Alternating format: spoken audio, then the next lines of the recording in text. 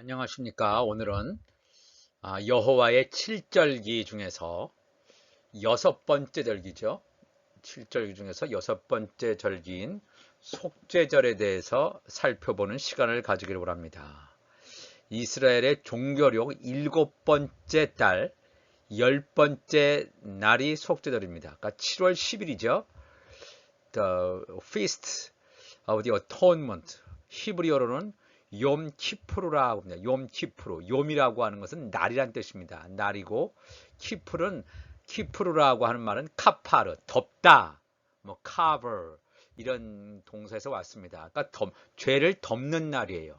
죄를 속하는 날. 그래서 욤 키프루다라고 히브리어에서는 그렇게 얘기합니다. 그럼 이 속죄절을 조금 한 걸음 들어가 보겠습니다.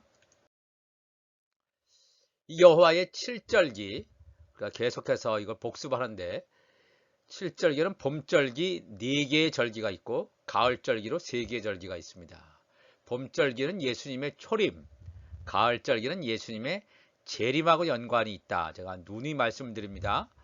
6월절은 봄절기에서 첫 번째 절기는 6월절은 예수 그리스도의 십자가의 죽으심.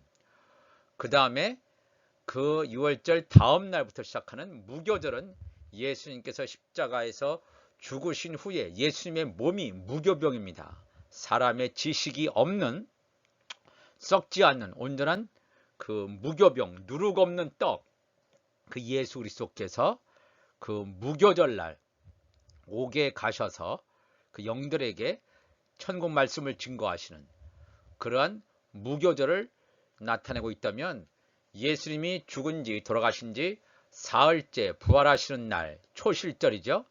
보리 이삭의 처음 한 단을 흔들어서 바치는, 그래서 그 한 단 첫 이삭 예수 그리스도께 붙어있는 한 단, 그러니까 처음 익은 보리 추수 열매를 하나님께 바치는, 예수님이 부활의 첫 열매가 되신 것처럼 예수님께 붙어있는 하나님의 자녀 예수 그리스도의 신부들도 부활될 것을 보여주는 절기가 초실절입니다. 이 초실절부터 시작해서 50일째 되는 날이 오순절입니다. 오순절 성령 강림 사건, 성령 강림 사건이죠. 교회가 시작된 사건. 또 이제 밀추수 처음 열매를 바치는 날, 이게 오순절이 되겠습니다.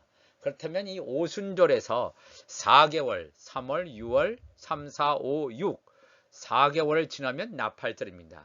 이 4개월이라고 하는 것은 이 봄절기는 이미 역사적으로 지나갔습니다. 예수님의 초림으로. 이제 앞으로 가을절기가 남아 있는데, 지금 우리가 살고 있는 시대는 어디냐? 이 오순절과 나팔절 사이에 있습니다. 나팔절 굉장히 가까이 있습니다. 넉 달, 그러니까 오순절부터 나팔절까지 2000년의 시간이 지금 흘러가고 있습니다. 그 나팔절에 굉장히 가까운 지점에 우리가 살고 있다고 보시면 됩니다. 그러니까 이 오순절 나팔절 4개월 사이에 이른 비 늦은 비, 성령의 이른 비 늦은 비가 내림으로 말미암아 이 곡식들이 아주 충실하게 익어가는, 그러한 열매들이 풍성하게 익어가는 그러한 결실을 맞이했다고 보면 됩니다. 그래서 이 가을절기가 이스라엘 종교력으로 7번째 달, 첫 번째 날 7월 1일을 나팔절, 요때 민간력으로 이스라엘의 그 새해 로시 하샤라다 하는 얘기 말씀을 드렸습니다. 그래서 이 나팔절은 하나님의 자녀들이 추수되는 곳, 그러니까 공중 휴고되는 날이 나팔절이다. 제가 지난주에 말씀을 드렸습니다. 그러면 오늘은 속죄절인데, 이 나팔절로부터 시작해서 열흘 지나는 날이 속죄절입니다. 나팔절에 하나님의 자녀들이 추수된 날이라면, 이 속죄절에는 하나님의 종들, 그러니까 제사장 직분을 가진 하나님의 종들이 추수되는 날이 이 속죄절이 되겠습니다. 7월 10일 한 번 더 한 걸음 들어가기 보기를 바랍니다. 이 도표도 전에도 살펴봤지만 이 이른비 늦은비 사건하고 수확물, 절기, 이것이 굉장히 밀접하게 연관이 있다 하는 제가 말씀을 드렸습니다. 그래서 이 보리 추수하는 때는 6월절, 무교절, 초실절, 이때는 이제 보리 추수하는 때입니다. 그다음에 이 오순절 날에는 밀 추수하는 달. 근데 이 오순절을 지나서 나팔절 사이에 4개월 기간에는 포도와 여름 무화과를 추수하는 그런 때가 되겠습니다. 이 포도나 무화과라고 하는 것은 예수님께서 요한복음 15절에 나는 포도나무여 너희는 가지니, 예수님을 당신 자신께서 포도나무로, 예수님이 12 제자들을 포도나무 가지로, 가지에 달려있는 열매들을 하나님의 자녀로 얘기합니다. 그래서 이 포도라고 하는 것은 하나님의 자녀들을 가르치는 그런 상징적인 열매가 되겠습니다. 이 무화과라고 하는 것은 우리가 이스라엘을 가리킬 때 무화과다 그랬죠. 그 이스라엘은 율법하에 야곱의 남은 자입니다. 야곱의 남은 자. 그래서 이거 시기를 보면 포도가 먼저 수확이 되고 그 다음에 무화과가 수확이 된다는 것을 알 수 있습니다. 포도, 하나님의 자녀가 먼저 수확이 되는 게 나팔절입니다. 그죠? 그 다음에 무화과, 율법 하에 있는 제사장 나라에 속해 있는 하나님의 종들이 수확되는 이 속죄절이 그 다음에 온다는 것을 그 과일 추수를 통해서 우리에게 보여주고 있다는 것을 우리가 기억해야 됩니다. 그렇다면 레위기 23장 26절 보면 이 속죄절에 대해서 성경은 증거하고 있습니다. 여호와께서 모세에게 말씀하여 이르시되 일곱째 달 열흘날은 속죄일이니, 분명히 그랬죠. 이스라엘 종교력 일곱째 달 열흘날은 속죄일이니 너희는 성회를 열고 스스로 괴롭게 하며, 괴롭게 한다는 건 뭡니까? 회개한다는 거예요. 그러니까 이 하나님의 자녀들이 휴거된 다음에, 휴거된 이후에 이 땅에는 엄청난 환란이 시작이 됩니다. 환란이 계속됩니다. 환란이 계속되는데 이 하나님의 종들이 그 환란을 통과해야 돼요. 근데 이 환란을 통과할 때 그냥 통과하는 것이 아니라 스스로 괴롭게 한다는 건 뭐예요? 회개하는 거예요.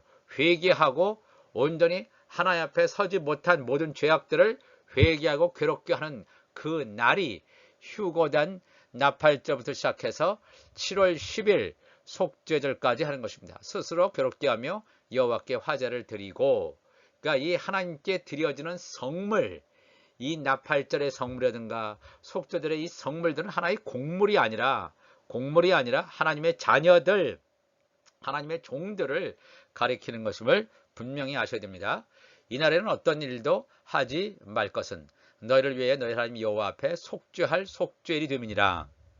이날에 스스로 괴롭게 하지 아니하는 자는, 스스로 괴롭게 한다는 말이 반복돼서 나오는데, 회개하지 않는 자, 그러니까 하나님의 말씀 천국 복음을 받아들이지 않는 자는 그 백성 중에서 끊어질 것이라, 지금 멸망당할 것이라는 것입니다.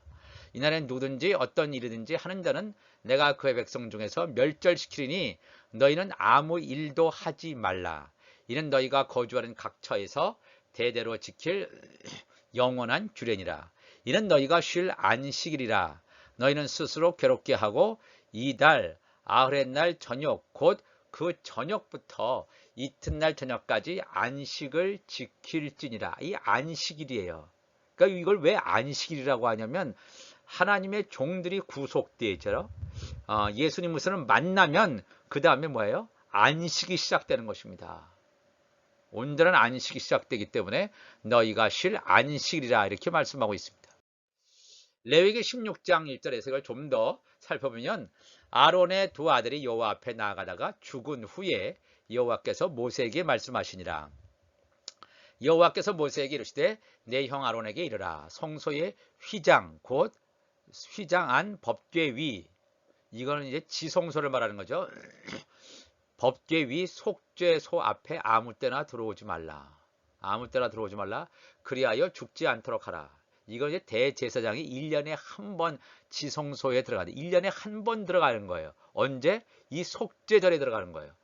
대제사장이라도, 인간의 대제사장이라도 아무 때나 지성소에 들어올 수 있는 것이 아니라 속죄일, 7번째 달 열흘 속죄일에 하루만 누구만? 대제사장만 들어옵니다. 속죄소 위에, 이는 내가 구름 가운데서 속죄소 위에 나타남이니라. 그러니까 이 하나님께서 이 법궤 위, 쉬운 자라고 그러죠. 하나님이 임재하는 그 법궤요, 법궤 뚜껑 같은 것인데 그것을 속죄소로 갑니다. 속죄소 위에 나타남이니라. 아론이 성소에 들어오려면 숫송아지를 속죄 제물로 삼고 숫양을 번제물로 삼고 거룩한 세마포 속옷을 입으며 세마포 속바지를 몸에 입고 세마포 띠를 띠며 세마포 관을 쓸지니 이것들은 거룩한 옷이라. 물로 그의 몸을 씻고 입을 것이며 이스라엘 자손의 회중에게서 속죄 제물로 삼기 위하여 숫염소, 그 오른쪽에 사진 나오죠? 숫염소 2마리와 번제물로 삼기 위하여 숫양 1마리를 가져갈 것이니라. 여기서 하나님 앞에 이 속죄 전날 드리는 이 제물에 대해서 나와 있습니다. 조금 후에 살펴봅니다. 숫송아지, 숫양, 숫염소 이런 것을 이제 제물로 바칠 것을 얘기하는데 이제 조금 지나간 다음에 한번 살펴보겠습니다. 레위기 16장 6절 보면 아론은 자기를 위한 속죄제에 숫송아지를 드리되 누구를 위해서요? 아론 자기 자신을 위해서. 왜냐하면 이 인간 대제사장은 대제사장임에도 불구하고 죄가 있습니다. 예수님은 대제사장인데 죄가 없으시지만 사람은 죄가 있어요. 그렇기 때문에 자기를 위한 속죄제에 숫송아지를 드리되 자기와 자기의 집안을 위하여 속죄하라 했어요. 그러니까 대제사장과 대제사장의 집안을 위하여 속죄하기 위해서 숫송아지를 드리고 또 그 2염소를 가지고 회막문 여호와 앞에 두고 2염소를 위하여 제비를 뽑습니다. 2염소를 위하여 제비 뽑되 한 제비는 여호와를 위해서 수염소를 드리고 염소를 드리고 또 하나의 제비는 아사셀을 위하여 할지며 아론은 여호와를 위하여 제비 뽑은 염소를 속죄대로 드리고 아사셀을 위하여 제비 뽑은 염소는 산채로 여호와 앞에 두었다가 그것으로 속죄하고 아사셀을 산채로 광야로 보낼지니라. 아론은 자기를 위한 속죄제에 숫송아지를 드리되 자기와 집안을 위하여 속죄하고 자기를 위한 그 속죄제 숫송아지를 잡고 향로를 가져다가 여호와 앞 제단 위에서 피운 불을 그것에 채우고 또 곱게 간 향기로운 향을 2손에 채워가지고 휘장 안에 들어가서 나옵니다. 이 레위기 16장 8절에 나오는 이 말 아사셀이란 말을 조금 이따가 얘기하겠습니다. 이 아사셀을 그냥 다른 번역들은 아사셀 이렇게 번역을 했습니다. 그냥 히브리어를 그대로 이제 음역을 했습니다. 아자젤. 그리고 또 다른 번역은 뉴 킹 제임스 버전 같은 데는 the scapegoat라고 했습니다. 지금 우리말은 희생양, 희생염소죠. 희생염소, the scapegoat라고 번역을 했습니다. 그러니까 이것에 대해서 좀 더 우리가 이따 좀 살펴보기를 원합니다. 여호와 앞에서 분향하여 향연으로 증거궤 위 속죄소, 증거궤 법궤 위에 있는 이 뚜껑을 속죄소라고 합니다. 하나님의 임재가 있는 곳 속죄소를 가리게 할지니 그리하면 그가 죽지 아니할 것이며 이것이 대제사장이 지성소에 들어갔을 때 되어지는 과정을 지금 설명하고 있습니다. 그는 또 숫송아지의 피를 가져다가 손가락으로 속죄소 동쪽에 뿌리고 또 손가락으로 그 피를 속죄소 앞에 7번 뿌릴 것이며 또 백성을 위한 속죄제 염소를 잡았다. 백성을 위한 속죄제. 이 대제사장이 자기와 자기의 가족을 위해서는 숫송아지를 잡지만 백성을 위한 속죄제는 염소를 잡는다 나와 있습니다. 백성을 위한 속죄제 염소를 잡아 그 피를 가지고 휘장 안에 들어가서 휘장이라고 하는 것은 지성소와 성소를 막고 있는 문이 되겠습니다. 그 휘장 안에 들어가서 숫송아지 피로 행한 같이 그 피로 행하여 속죄소 위와 속죄소 앞에 뿌릴지니 곧 이스라엘 자손의 부정과 그들이 범한 모든 죄로 말미암아 지성소를 위하여 속죄하고 또 그들의 부정한 중에 있는 회막을 위하여 그같이 할 것이요 그가 지성소에 속죄하러 들어가서 자기와 그의 집안과 이스라엘 온 회중을 위하여 속죄하고 나오기까지는 누구든지 회막에 있지 못할 것이다. 누구든지 회막에 있지도 못한다 그랬습니다. 그래서 이제 좀 더 지나가 보면 이 속죄절에 드리는 그 제물에 대해서 한번 살펴보기로 합니다. 그런 여호와 제단으로 나와서 대제사장이죠. 그것을 위하여 속죄할지니 곧 숫송아지의 피와 염소의 피. 숫송아지는 대제사장과 그 가문의 죄를 위해서, 염소라고 하는 것은 이스라엘 백성을 위해서 염소의 피를 가져다가 제단 귀퉁이 뿔들에 바르고 또 손가락으로 그 피를 그 위에 7번 뿌려 이스라엘 자손의 부정에서 제단을 성결하게 할 것이요. 그 지성소와 회막과 제단을 위하여 속죄하기를 마친 후에 살아있는 염소를 들이되, 이 살아있는 염소라고 하는 것은 아사셀입니다. 아사셀. 살아있는 염소를 들이되 아론은 그의 두 손으로 살아있는 염소의 머리에 안수하여 이스라엘 자손의 모든 불의와 그 범한 모든 죄를 아뢰고 그 죄를 염소의 머리에 두어 미리 정한 사람에게 맡겨 광야로 보낼지니 염소가 그들의 모든 불의를 지고 접근하기 어려운 땅에 이르거든 그는 그 염소를 광야에 놓을지니라. 아론은 회막에 들어가서 지성소에 들어갈 때 입었던 세마포 옷을 벗어 거기 두고, 대제사장이 평상시에 입는 옷과 속죄일에 입는 옷은 다릅니다. 이것을 우리가 좀 알 필요가 있고, 그러면 여기서 한번 이 백성의 죄를 위해서 염소를 드리는 경우가 있고, 또 하나의 염소는 그냥 죽이지 않고 살아있는 상태에서 이 염소에게 두 손으로 안수했다. 여기 나오는 그림 나오죠. 두 손으로 이 아사셀 염소에게 안수하고 그냥 산채로 광야로 보낸다 그랬습니다. 그렇다면 이 백성의 죄를 위해서 드려지는 염소라고 하는 것은 하나님의 종들에 대한, 하나님의 종들, 율법하에 있는 야곱의 남은 자 가운데 있는 하나님의 종들을 의미합니다. 그래서 이 속죄절에 하나님의 종들이 구속받는 역사가 이 염소가 드려짐으로 말미암아 하나님께서 받으시는 것을 나타냈다면, 그렇다면 또 다른 염소는 무엇이냐 이거예요. 이 아사셀에서 이 에즈라고 하는 단어는 뭐냐면, 에즈라고 하는 것이 염소란 뜻입니다. 수염소를, 그러니까 히브리어로 에즈라고 하는데, 이 아사셀이라는 이 히브리어 단어에는 에즈라고 하는 숫염소란 단어가 포함되어 있습니다. 아자젤, 엘리라고 하는 건 뭡니까? 여호와나 신을 가리킬 때, 하나님뿐만 아니라 그냥 신을 가리킬 때 사용하는 히브리어가 되겠습니다. 아잘이라고 하는 히브리어 동사는 아잘, 그러면 멀리 보내다, 멀리 가다 이런 뜻이에요. 멀리 가다, 멀리 보내다 이런 뜻이 되겠습니다. 아잘이라는 히브리어가. 그러면 이 아자젤이라고 하는 것은 아자잘, 에즈, 숫염소를 멀리 보낸다. 여기 나오는 거죠. 아론이 그 살아있는 염소를 두 손으로 안수한 다음에 광야로, 사람이 접근하기 어려운 광야로 보낸다. 이게 아자젤입니다. 그러면 이 아자젤이 과연 누구냐?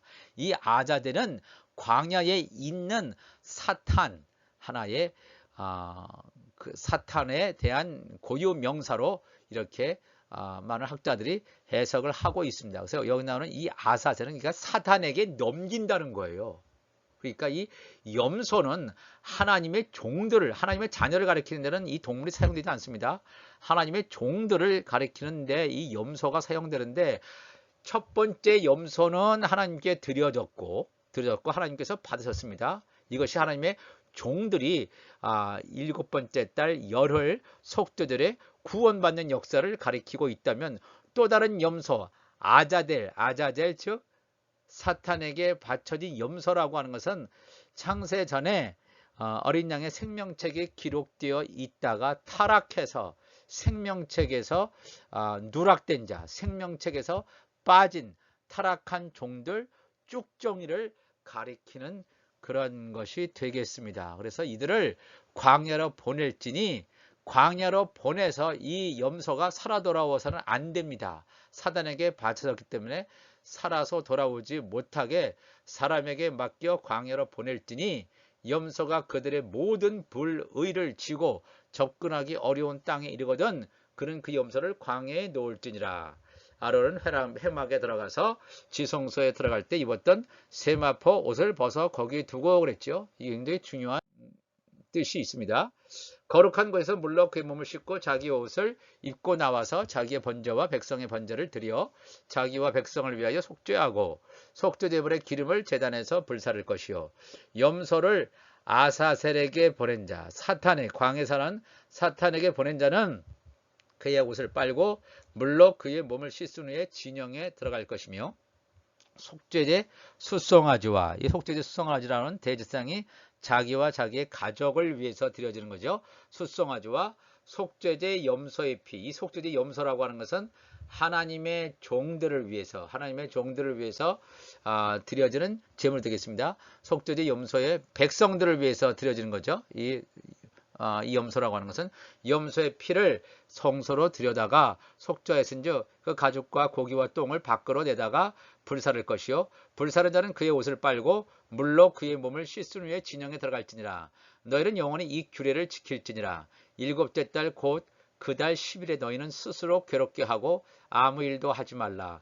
본토인이든지 너희 중에 거류하는 거류민이든지 그리하라 그랬죠. 그러니까 이 7월 1일 나팔절부터 시작해서 속죄일까지는 스스로 괴롭게 해야 돼요. 회개해야 되고 그 7월 10일 날 예수님께서 지상 재림하시는 것입니다. 지상 재림하시기 때문에 회개하고 온전히 세워진 자, 천국 복음을 받아들이고 천국 복음대로 순종한 자만이 여기서 하나님께 드려지는 염소처럼 하나님께 받아들여집니다. 그렇지 않은 자는 뭐예요? 이 아사셀 염소같이 다 멸망당한다는 사실을 우리에게 가르쳐 주시고 있습니다. 이날에 너희를 위하여 속죄하여 너희를 정결하게 하리니 너희의 모든 죄에서 너희가 여호와 앞에 정결하리라. 이는 너희에게 안식일 중에 안식일인즉 너희는 스스로 괴롭게 할지니 영원히 지킬 규례라. 기름 부음을 받고 위임되어 자기의 아버지를 대신하여 제사장의 직분을 행하는 제사장은 속죄하되 세마포 옷 곧 거룩한 옷을 입고 지성소를 속죄하며 회막과 제단을 속죄하고 또 제사장들과 백성의 회중을 위하여 속죄할지니 이는 너희가 영원히 지킬 규례라. 이스라엘 자손의 모든 죄를 위하여 1년에 한 번 속죄할 것이나 대제사장이 지금 오른쪽 그림 보시면 대제사장이 1년에 한 번 속죄일날 지성소 안에 들어간 그런 장면을 보여주고 있습니다. 모든 죄를 위하여 1년에 한 번 속죄할 것이니라. 아론이 여호와께서 모세에게 명령하신 대로 이 민수기 29장 7절에는 그 속죄일에 대해서 좀 더 자세하게 나옵니다. 일곱째 달 열흘날에는 너희가 성회로 모일 것이요 너희의 심령을 괴롭게 하며 아무 일도 하지 말 것이니라. 너희는 숫송아지 한 마리와 숫약 한 마리 이렇게 나와 있죠. 숫송아지 한 마리와 숫양 한 마리라고 하는 것은 예수 그리스도를 예표하는 그러한 제물이 되겠습니다. 그렇다면 뒤에 나오는 1년 된 숫양 7마리라고 하는 것은 하나님의 자녀 또 예수 그리스도께 붙어있는 지체 예수 그리스도의 신부를 여기서 가리키는 동물이 되겠습니다. 제물이 되겠습니다.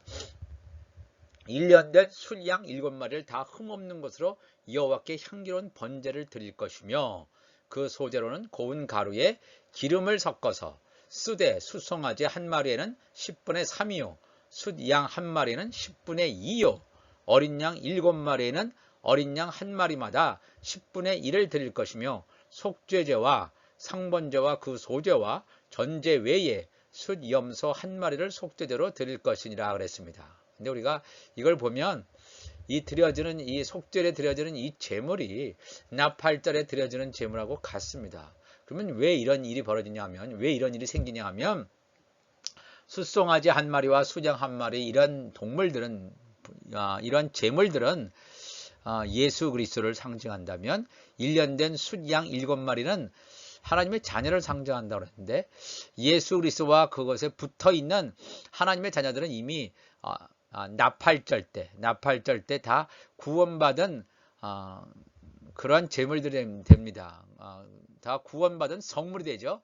구원을 받았는데 여기 왜 다시 이 속죄일에 이것이 드려지는 것이 나오냐 하면 이 속죄일에는 이 나팔절에 예수님과 예수님께 붙어 있는 신부들이 나팔절에 공중 혼인잔치하고 거기서 이제 예수님께서 지상 재림하시는 날인 이 속죄일에 이렇게 내려오셨기 때문에 여기서 예수님과 예수님의 지체들이 함께 있음을 여기서 말하고 있습니다. 그러면서 이제 민수기 29장 11절에 속죄제와 상번제와 그 소제와 그 전제 외에 숫염소 한 마리, 여기서 숫염소 한 마리라고 하는 것은 이 아사셀에게 드려진 염소가 아닙니다.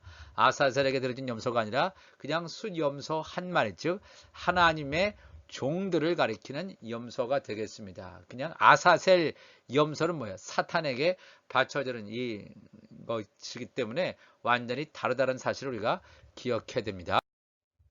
요한계시록 7장 1절을 보면 이 하나님의 자녀, 하나님의 종들에 대해서 나와 있습니다. 2일 후에 내가 내 천사가 땅 모퉁이에 선 것을 보니 땅의 사방의 바람을 붙잡아 바람으로 하여금 땅에나 바다에나 각종 나무에 불지 못하게 하더라. 또 봄에 다른 천사가 살아계신 하나님의 인을 가지고 해 돋는 데로부터 올라와서 땅과 바다를 해롭게 할 권세를 받은 내 천사를 향하여 큰 소리로 외쳐 이르되 우리가 우리 하나님의 종들의 이마에 인치기까지 땅이나 바다나 나무들을 해하지 말라 하더라. 내가 인침을 받은 자의 수를 들으니 이스라엘 자손의 각 지파 중에서 인침을 받은 자들이 14만 4천이니 장로 중 하나가 응답하여 나에게 이르되 이 흰옷 입은 자들이 누구며 또 어디서 왔느냐. 내가 말하기를 내 주여 당신이 아시나이다 하니 그가 나에게 이르되 이는 큰 환난에서 나오는 자들인데 어린 양의 피에 그 옷을 씻어 희게 하였느니라. 아멘. 이 요한계시록 7장 1절 이하의 말씀은 하나님의 종들이 이 속죄절날 구원받은 상황을 여기서 말하고 있습니다.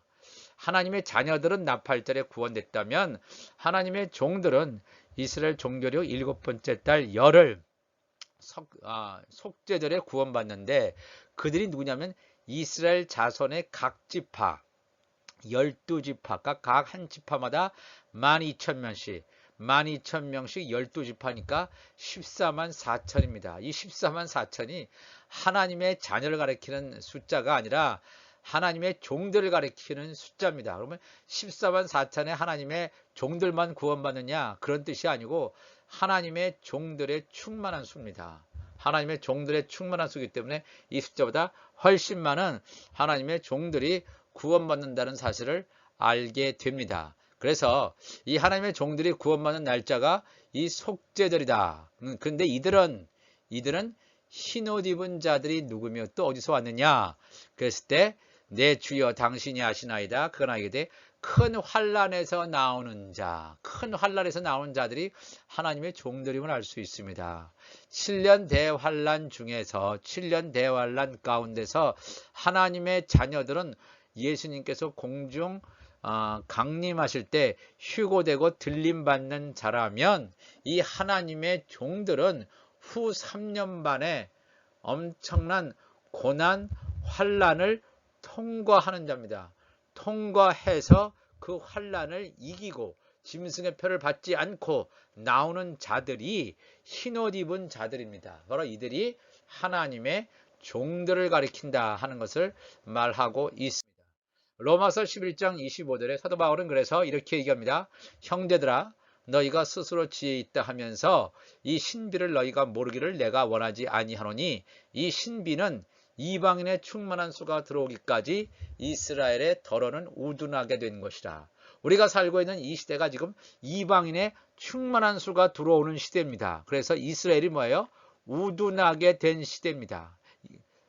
그 이스라엘이 회복되기 전에 시대에 우리가 살고 있습니다. 이스라엘이 덜어는 우둔하게 되지 않고 이들이 완전히 회복되는 시점이 7년 대환난 가운데 있습니다.